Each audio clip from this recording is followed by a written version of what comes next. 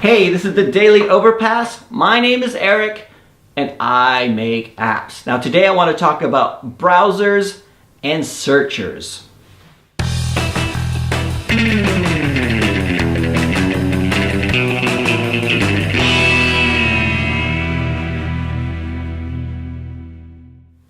If I were to ask you to name a famous typist, like somebody who's really good at typing, what name would spring to mind? I mean somebody who's world famous. If you had to think of the best typist in the entire world, the fastest typist or whatever, what name would spring to mind? I mean, would there be any name that springs to mind?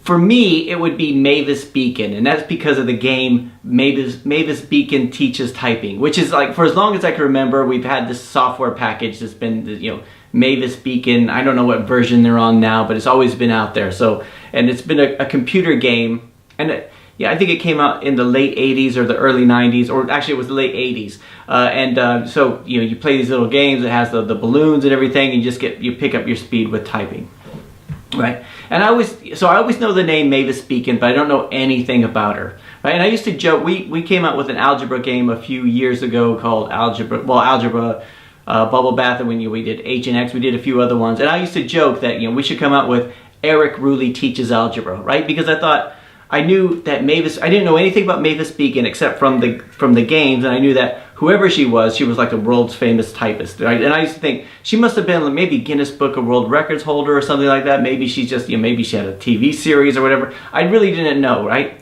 So I actually Googled it now. I know this is sad, right? But I finally got around to doing it. Who was Mavis Beacon anyway, right? And you know what? She never existed. That's a made-up name. Like, that's not even a real person, right? So basically, when they came out with the software back in 1987, they named Mavis Beacon the woman who's on the cover of the software box. I mean, back then you had like a box of software with floppy disks in it, and it's like this big, this wide, this thick, and you shake it, and you can feel the disks in a 100-page manual that nobody will ever read. But it was, so you would get that, and the cover would have Mavis Beacon on it, which was a Caribbean model apparently, and they chose Mavis from Mavis and the Staples, some band or something like that. So it's really interesting if you check it on Wikipedia.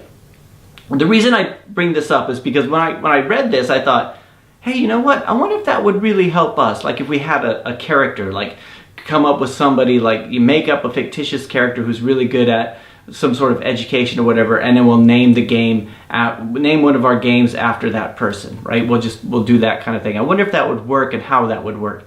And then I thought, you know what? I would never do that. And you know why I would never do that? Because I wouldn't want to give up the space in the title for the keywords, right? It's, I wouldn't want to have like, say Bob Johnson Teaches Algebra, or, whatever, because I wouldn't want to give away that valuable space in the title, because it's so, it's just so valuable. And then I started thinking, well, what's the difference between now and Mavis Beacon? And I thought, well, it's easy, because I'm thinking about search and they weren't. I mean, back then, back in the 90s, when they were, when you went and bought software, you would go to like, Best Buy or whatever, and you would browse. You would look at the software that they had, and there would be things that leap out to you. So they'd have catchy titles, all this kind of stuff, right? Now we have unlimited shelf space. Now we have, if it was going to be actual shop, if you actually went to a physical app store and each one of us had a little bit of space, it would go on for miles, right? So we have to rely on search, right? And I started thinking about the differences between browsers and searchers, right? A lot of times when we're thinking of titles, or we're thinking about, our applications, we're thinking in terms of browsers. Like we're thinking, once they see this, then it'll leap out at them, right? But in terms of searchers, we have to think, how do you actually get in front of them in the first place? So when we think of a title, we have to think about how the keywords are going to go into the title, how they're going to go into the description. If somebody goes into the App Store, what are they going to be searching on? I mean, it's been so long in this industry now that I'm not naive enough to think that it's going to be featured on the front page of the App Store or a Google Play, right? Because it's just not realistic to think that way. So you have to start thinking in terms of, how are people actually going to find your app? So, for me, this is one of the reasons why I don't do a lot of games that don't have a purpose to them. I mean, I like educational games because I know that people want to learn something, then they'll be going in they will be searching for something, right? As opposed to somebody who's looking for just some way to spend a little bit of time. They'll go browsing. They'll look at, what's popular at the moment, right? And I'm just, dude, man, I've never been popular. I don't expect my apps to get into those popular areas, right? And and I think the distinction between searchers and browsers is really important, right? If I go to the library, I'm browsing, right?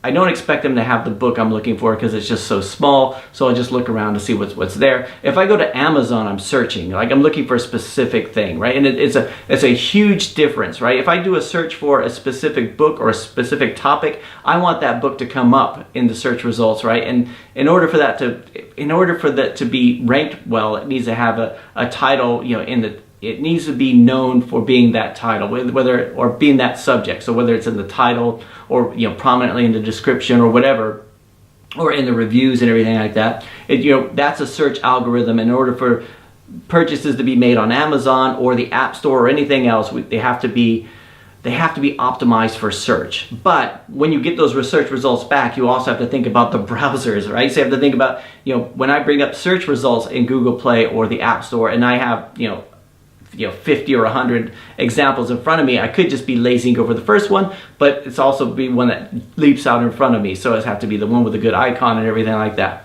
It was just something I started thinking about. It's something that's, it's different. I mean, if you read a marketing book that takes place before the internet, it's going to be different than after the internet, because now we have, the rules are different. I know that somebody who's in marketing might disagree with me, because I mean, shoot, what do I know, right? But when I put out an app, I have to think about, how are people going to find this? And if you pay for advertising, or if you pay for acquisitions and everything like that, then you don't have to worry so much about search. You'll get it in front of people, and then their browsers, if they like it, then they'll click on it and they'll go through, and they're not searching for something specific, right? Which would be ideal, because then we'd have a lot more creativity over the titles and the icons and everything like that. We could call our app something completely unique and everything like that, because it's there, as opposed to learn Mandarin bubble bath Chinese learning app, right? That's such a terrible title, right? So anyway, those are just my thoughts today. Let me know what you guys think. When I talk to people who have trouble with their apps being found, one of the biggest reasons is because they don't have the right keywords in the title, and they haven't thought of, they're not taking on the search mentality. Like, how are people actually going to find this when it comes to search? They have the browse mentality where, hey, this is really good, and when somebody sees it, they're going to like it, right? Which is, in order for you to get to that column, the browse column, you have to be really good at the search column. Anyway, I hope that makes sense. That's it for today. I'll talk to you guys tomorrow. As long as I'm still